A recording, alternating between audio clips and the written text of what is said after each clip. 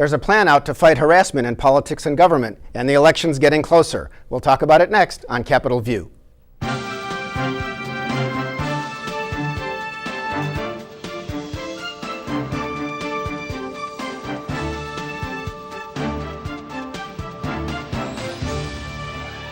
Welcome to Capitol View, the program where we talk about state issues, sometimes federal issues, and how they just might affect your life. I'm Bernie Schoenburg from the State Journal-Register. Yes, the election season is here. Those ads are running. We're getting things in the mailbox, and we're here to talk about some of those things today. With me is Daisy Contreras, State House reporter for NPR Illinois here in Springfield. Welcome back, Daisy. Thank you. And Dave Dahl, State House reporter for WTAX Radio in Springfield. Welcome back, Dave. Thank you, Bernie. And Daisy, this week there was a report put out by the Anti-Harassment, Equality, and Access Commission, I think it's called. It was 3 people named by the Democratic leaders of the House and Senate: Susana Mendoza, the state comptroller, State Senator Melinda Bush, and Representative Carol Ammons. This is in the era of Me Too. This is when we have seen some high-profile people leave state government or leave organizations. Now it's happened on both sides, where there is either sexual or other kinds of harassment. Daisy, what did the report find? Yeah, Bernie, I mean, as you said, over the last year, ever since the Me Too movement kind of got started, went mainstream, we've heard many allegations from women within state government with, claiming that they've been harassed or there has been misconduct within their work life. So this report came out, and even though all the women in this panel are Democrats, they say that this is a partisan issue. Bipartisan, right? Yes, and they pretty much are saying that we need more women running for office in order to decrease these, the misconduct within politics.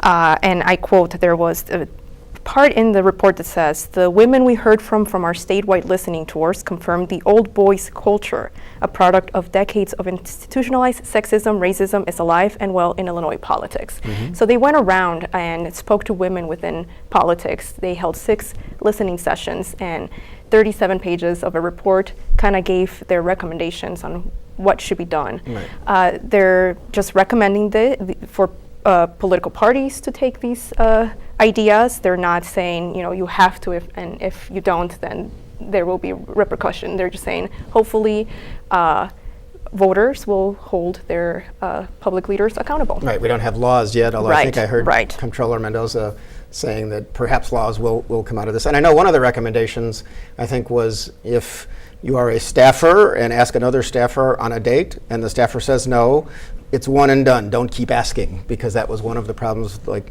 for example, Elena Hampton, who used to be on Speaker Madigan's political operation and first blew the whistle on Quinn. On somebody, right? Kevin Quinn, or no?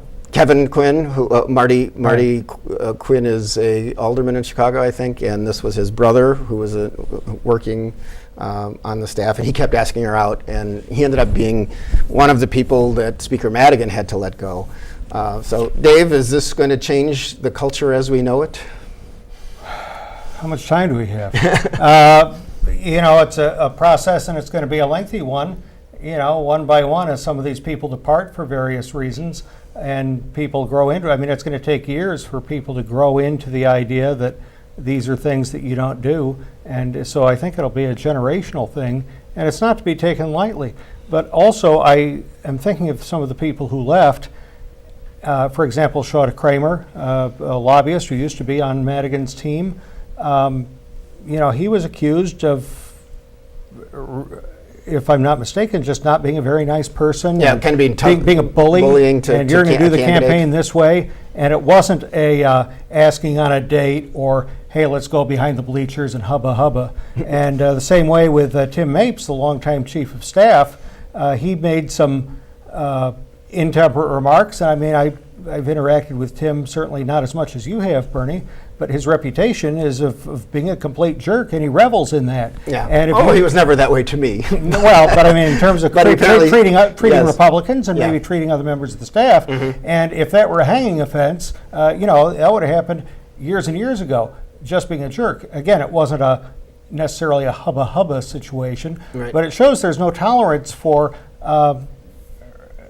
for lack of a better term, for rudeness, for a lack of kindness, a lack of respect, lack of decorum. So it goes far beyond a sexual thing with Mapes and some of the people he was accused of interacting Although with. he I mean, did- those were women. the reason that he ended up resigning quickly or being let go of the staff is there was a woman staffer who said that he said some inappropriate comments, like We're going something to the about the sex color of training, her yeah. bra and if people could see it at a meeting, and that was one of the things that it was a comment, it was not an action, and he apparently didn't take seriously from someone else a discussion that a state representative had said something inappropriate to her. So it wasn't, everybody caught up in this has not done terrible things. It's wider depending on what ranging. not done physical things, not done things that are actually sexual assault. Some of it is comments, some of it is not taking people seriously. It's wider ranging than, I called Daisy too many times Friday night at 11:30, or, I touched somebody, in an inappropriate place on their body. It goes way, way beyond that. And one thing that surprised me when I interviewed Controller Mendoza for a story before the Springfield stop on the listening tour is the idea is not only to wipe out inappropriate behavior, but to grow a cadre of female candidates, female office holders, which they don't represent half of the General Assembly, but there's a good-sized contingent. I didn't think that Right, was I think it's in the necessarily- 30s. Yeah, it's I didn't think it was 35%. necessarily Yeah. a problem that had to be addressed, and addressed in this fashion. But apparently it was, and it is, and how can that be bad? Yeah, well, it's an interesting time. We will see. There is, several high-profile incidents coming out of the Me Too movement at the Capitol involved Democrats, and then we had a couple of situations with Republicans. The latest one being State Representative Jerry Long of Streeter, who his own party apparatus, the House Republicans under leader Jim Durkin, said, "We are not working with your campaign anymore." Well, he's running against a Democrat named Lance Yudnock of Ottawa, but Jerry Long says that, there was some situation where he has apologized. He apparently touched the neck of a staffer who said that, her neck hurt or something. He puts it one way, but the House Republicans say apparently they think it's much more serious than Jerry Long is characterizing it, and they drop support for him, but he's staying in the race. So it is a bipartisan thing, is it not? I mean, it is. I mean, we've had the early allegations earlier in the year were mostly from Democratic lawmakers, and everybody was just kind of waiting to see, attacking just the Democrats, how they were handling allegations within their party, and it wasn't very well. A lot of people criticized Speaker Madigan on how he handled that aspect, and like you said, at the end of this year, we've been seeing more from both parties. It's a both-party issue. Don't forget another Republican, Catfish Sauer. Yes. He's out. Nick Sauer was, he had to leave because it was alleged, and that he posted some naked pictures of an ex-girlfriend online and sent them to other men or something. Catfishing means sending things to people so they'll respond thinking it's the other Pretending to person. be someone else, Right. right. This new day, we have to learn this, Dave. I'm trying to stay almost even with it. There was another situation given kind of the whole men and women thing. Representative Anna Moeller and Senator Christina Castro say they will be working for an override of an amendatory veto from the governor that said employers can't ask your previous pay when they're hiring you. And it has been cast, I believe, Daisy, as a situation where because women generally in society have been paid less than men, knowing salary history may allow women to be paid less in their next job if that's part of what is asked and told at a job interview. Your thoughts on how that's going? I mean, so advocates say that it perpetuates this idea that, a woman making less in a previous job that same salary will follow her instead of giving her the opportunity to get something better. This is a proposal that has been in the works for the last 2 years. I remember covering it during my time as an intern. It passed through the General Assembly then, and Governor Rauner vetoed it last year. So when they came back in November for veto session, it came short in the Senate, so they brought it again this year.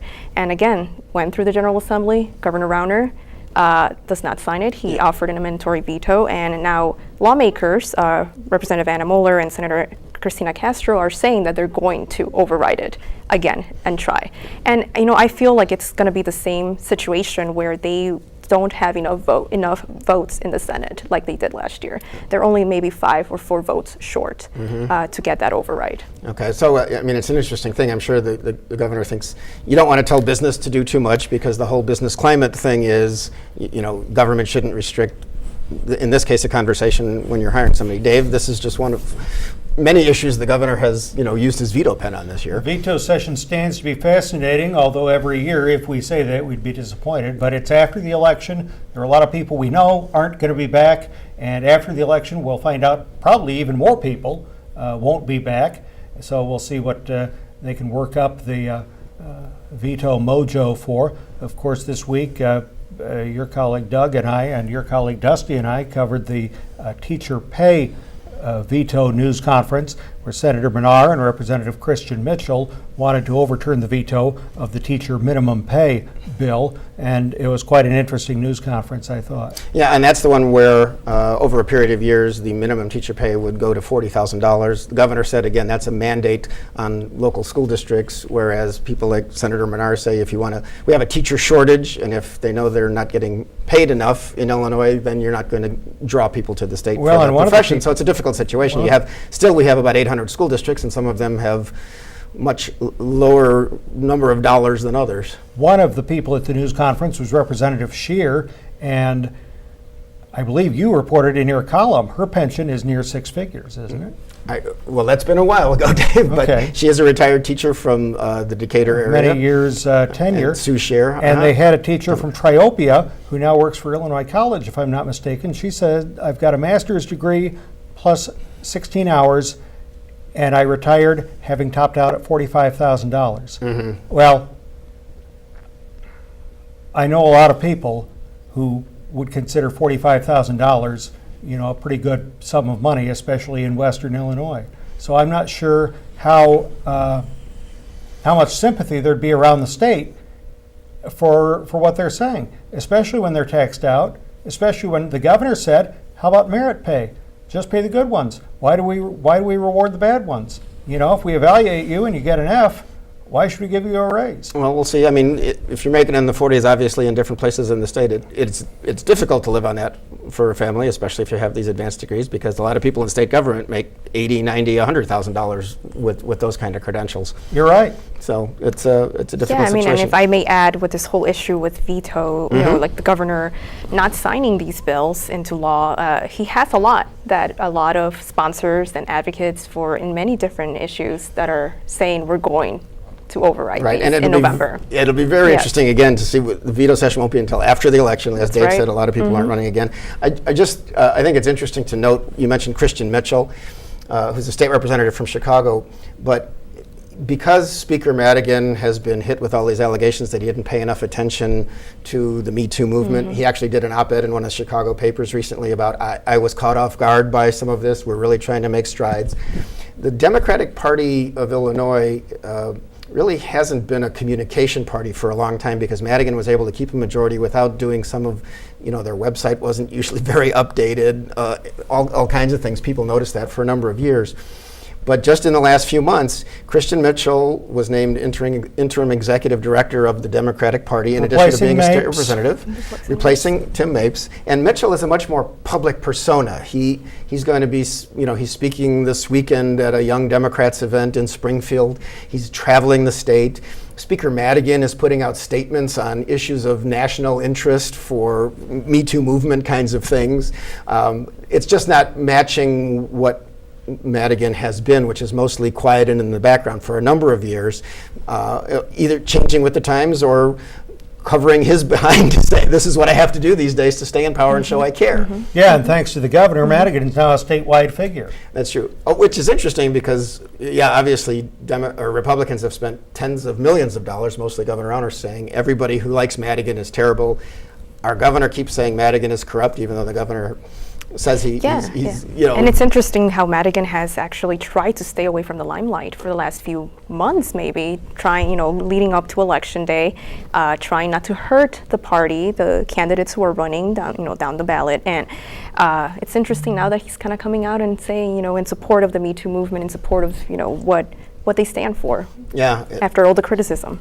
Well, we will see where all of this takes us and through the election, because the governor, Rauner, is on the ballot, Mike Madigan is not, and so it's not that direct connection, but the Republicans still try to link all the Democrats to Mike Madigan, who of course, despite the fact the governor calls him corrupt all the time because he has a property tax appeals business in Chicago or whatever, there's never been any kind of charge that he's done anything illegal. And even linking Republican Jeannie Ives to Madigan. Right. I mean, everybody, right. Yes, saying that Jeannie Ives, the conservative Republican who took on Bruce Rauner in the primary, was Mike Madigan's favorite Republican just because she said his name in a public place, and then the tape was used by the Rauner people to say, oh, look at her, she's talking about Madigan, she likes him, that's terrible. And the governor wants Erica Harold, the Republican, to become Attorney General so she can prosecute the criminal Madigan. Right, which of course the governor says he doesn't know.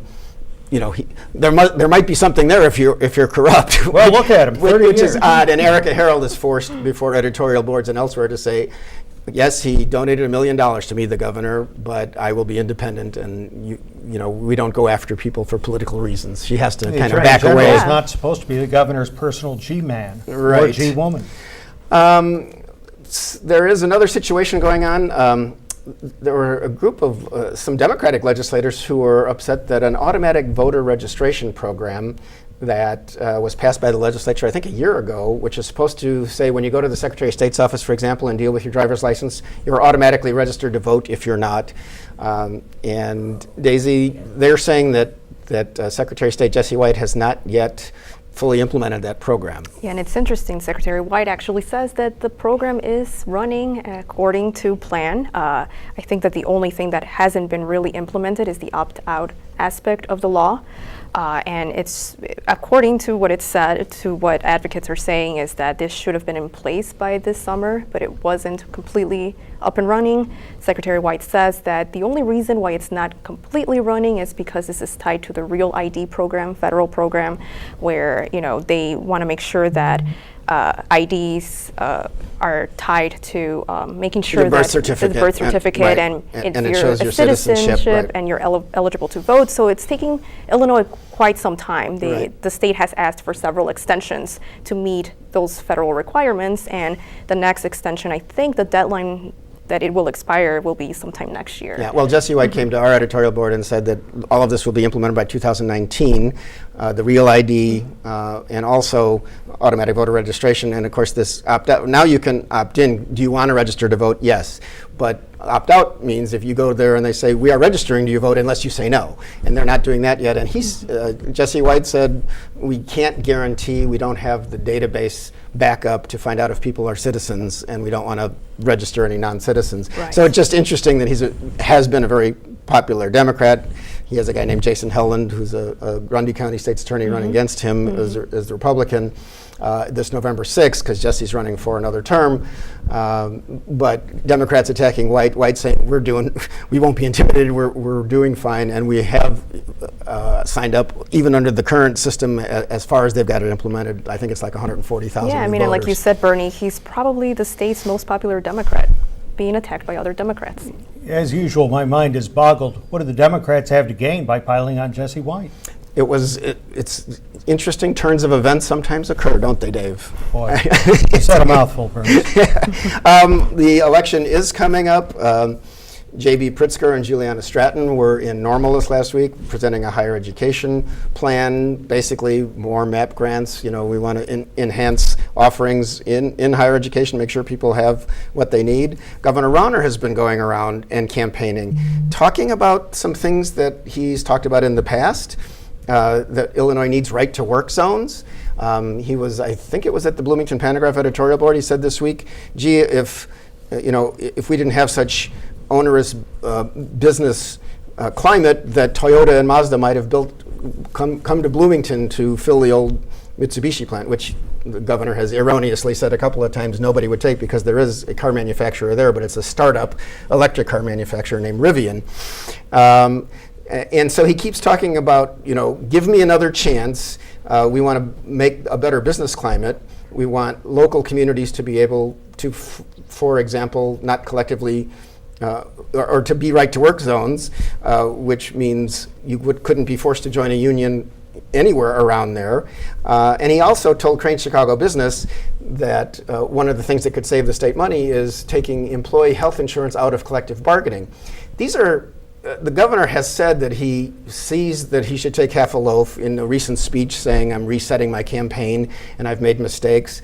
But then he continues to call Madigan corrupt, and he continues to go for these kinds of issues. Given the fact that there's a Democratic legislature, though, isn't it difficult to set these as goals that are achievable? Dave? You've reported extensively on the Rivian matter, and the idea of Illinois becoming a right-to-work state is a ways off, if not impossible.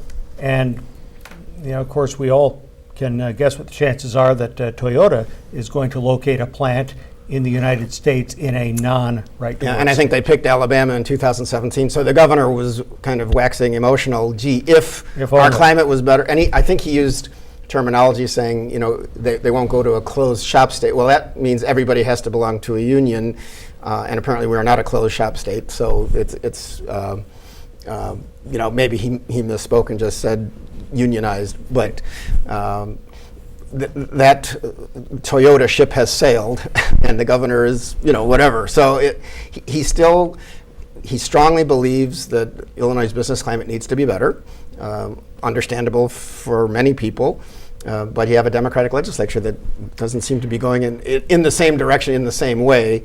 And also, when Toyota left, it was an official of the Illinois Manufacturers Association, who his quote was surfaced again on Capitol Facts this week, said, well, Illinois has problems of stability and the $15 billion backlog at the time. So stability is a problem too, and the 2-year budget impasse that some people blame on Governor Rauner because he was pushing so hard for his turnaround agenda was also an issue for perhaps these companies coming here. And if he is to be reelected, which, if that happens, then he's still going to be working probably with a Democratic majority. Yeah. And like you said, Bernie, these ideas are not old, and they did not work for the last 4 years. But he said he's learned, and that this time it's going to be different. Yeah, for a while at the beginning of this campaign season, the governor was saying at Republican rallies in particular, we need to win 9 seats in the House so that we can take out Mike Madigan. I haven't heard him say it in a while, although I haven't been following him, so maybe he is still saying that. But it just seems, given other issues going on nationwide with energized Democrats, although we don't know what the situation with the U.S. Supreme Court and the Brett Kavanaugh decision will mean for energizing Republicans, but Democrats seem energized, so it's going to be hard for the Republicans to pick up a significant number of seats in our legislature this they're year. already in trouble in the Jerry Long district and in the Catfish Sour district. There you go. You have good use of name. Lincoln's hat. The Louise Taper collection of Lincoln collectibles, including a hat that was purchased for this whole group of things was purchased for $25 million by the Abraham Lincoln Presidential Library Foundation. I think about 2007, there are still $9 million owed. There's been some movement by this foundation to get state help, but there's also been revelation of a DNA test that was done a couple of years ago that couldn't conclude conclusively that the hat belonged to Abraham Lincoln. Dave, this has become somewhat of a national story that maybe there's Abe Lincoln's hat that might be his and might not be his, that was really expensive, and taxpayers might be asked to pay some for it. So this is an interesting story. Well, it was a bit of a sensation in that it's, for lack of a better term, queer, as in unusual, that Ms. Taper was on the board of the foundation and sold the foundation this collection for millions of dollars, enriching herself. I guess that's okay, right? And Dave McKinney, who used to be a reporter for the Sun-Times here in Springfield until running afoul of Governor Rauner and somehow separated from the Sun-Times right after that, broke the story of the questions about the hat initially. The hat was on the front page of the Sun-Times. Apparently right after that happened, this was several years ago, the foundation secretly commissioned a study by a couple of experts as well as an FBI investigation, all secret until, again, Dave McKinney, who's now with Public Radio in Chicago, WBEZ. revealed that this had been going on, this secret investigation. Including a DNA test. And now they can't, they didn't advance the ball one iota. We don't know if it's for real. We don't know if it's not for real. We just can't say. And by the way, you better quit promoting it as Lincoln's hat till further notice. Meanwhile, Alan Lowe, who's the director of the museum, after a somewhat colorful history of directors at that museum, just now, or if not just now, didn't know about it when it happened, didn't know about it when he was hired. You know, they let him run out onto the field by himself and defend all this. And now it turns out he was unaware that the study was done and that there remain questions about it. So the whole thing looks worse than ever. Yeah, well, and he did say they're not going to show, like, display the hat as these questions go on until they have a better answer. And they're asking for state money to get bailed out of the loan. Which I'm not sure is going to be easy to get, but there's going to be a hearing probably at the State House or in Chicago, but it's going to be a hearing about this. But it looks like that won't be till after the election. Yeah, sometime in November. So we will see where that goes. The one good thing about all this is I have learned the word provenance, which means if you can prove the origin of an object of art, et cetera, et cetera. I should also just mention there's another very interesting campaign going on in Central Illinois, the 13th Congressional District. Rodney Davis is the Republican incumbent. Betsy Dirksen-Londrigan of Springfield is the Democratic opponent. They have been fighting over who is for pre-existing condition coverage. Rodney Davis has his wife, who is a cancer survivor, on a commercial saying the Republican plan and all of the things I'm for are protective of pre-existing conditions, but Betsy Dirksen-Londrigan and many Democrats say no, the Republicans who voted many times to get rid of Obamacare without a replacement at the time will let people with pre-existing conditions possibly pay more, and it might depend on the states and you know how they work with whatever systems there are in place. It would take away some protections. So it's an ongoing controversy, and that's a race to watch. That is about all the time we have today. Daisy Contreras, Dave Dahl, thank you for your help. I'm Bernie Schoenburg. Thank you for watching, and we'll see you next time on Capitol View.